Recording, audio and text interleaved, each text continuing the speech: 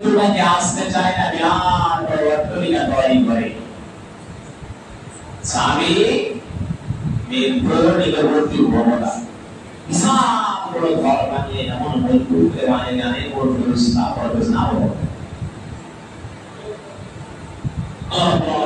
বিসমিল্লাহির রহমানির রহিম। আইনামা তাকুনু ইউদরিকুমুল মাউত ওয়ালাউ কুনতুম ফি বুরুজিন মুশাইয়্যাদা।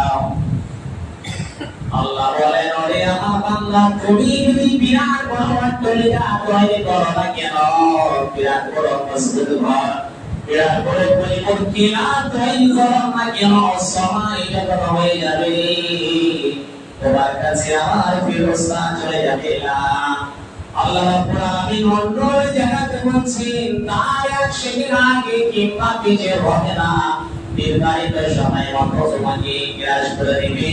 তোমার শরীর করে মায়া মমতা জানকাতা কবুল করে নিয়ে চলে আসবে, আর তোমার দেহ সারা জমের মতন পড়ে থেকে যাবে। সেই দেহ তোমার মাটিতে ভোগাতে কে ফেলে দেবে অথবা তুমি কি জানো না, সে আলামে আল্লাহ থেকে তোমার জানকাতাকে আমি দিয়েছি।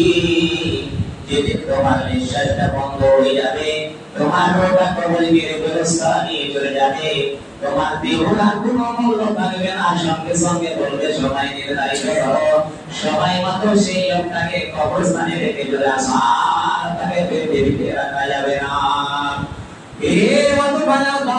তাহলে কেন তুমি পৃথিবীর বুকে এত করে মাথা করে চলো, এখনো কেন মাথা তোমার নিজে থেকে আসে না? এটা আল্লাহর ঘরে তোমার জায়গা হয় না, ঠিক মতো করে জায়গা প্রদান করো না, তুমি বক্ষণ করে খাও। রমজান মাস আসলে তুমি কেন ঠিক মাঠে রোজা রাখো না?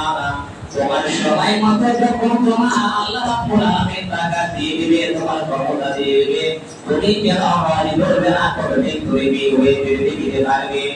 যত বড় পৃথিবী থেকে বিয়ে গেল, কত এলো আর কত চলে গেল, কতবার মুসলমানের দল, তুমি কি আর পারবো না? আমাকে মৃত্যুবরণ করতে হবে।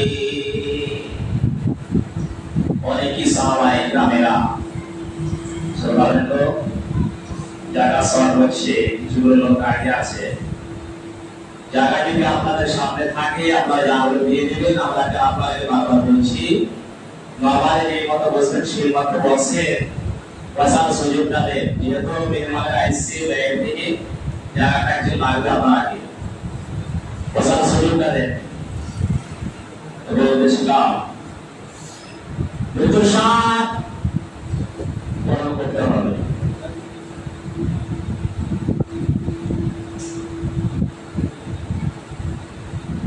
মৃত্যুর স্বাদ আমাদেরকে গ্রহণ করে নিতে হবে।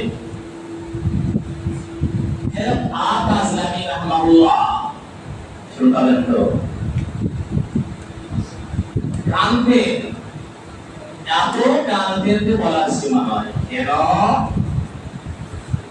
মৃত্যুর কথা শুনে জিজ্ঞাসা করা হলো, ভাই কেন তুমি এত ক্রন্দন করো, কি ব্যাপার, কি তোমার অসুবিধা? ভাই আমি মৃত্যুর ভয়ে কাঁদে না, একটু আমি কাঁদছি, এই কাজের জন্য আমি কাঁদছি যে কি কিয়ামতের দিন আল্লাহ আমাদের সামনে আমাদেরকে দাঁড়াতে হবে। সেই লোকটাকে বাগে ফেলে বিরাট বড় মাছে ফেলে বা বাগে ফেলে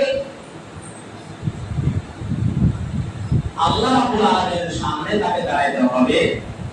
আর যেটা বারযাক আছে, কবরে আযাব, তাকে চাপতেই হবে বাঁচার পর। তো কিয়ামতের দিন আমি আল্লাহ রাব্বুল আলামিনের সামনে দাঁড়াবো, তো আল্লাহ রাব্বুল আলামিন এর কাছে সেতটুকু ইবাদত করেছি, হতে পারে কিঞ্চিত পরিমাণ একটু ইবাদত, তার বলল অনেক বেশি হতে পারে আমি ছেড়ে দিয়েছি, করতে পারিনি, কিন্তু আল্লাহ রাব্বুল আলামিনের কাছে বিরাট বড় মনোযোগ, বিরাট বড় নেকি। তার মর্যাদাকে খেয়াল না করে দুনিয়া থেকে চলে যায়, এই জন্য কান্না করেছে। এতগুলো ইবাদত করার পরেও কান্না করছে, আমার কত ইবাদত আল্লাহ ছাড়ছে। আল্লাহ রাসূলের আইন, আল্লাহ রাসূলের কথা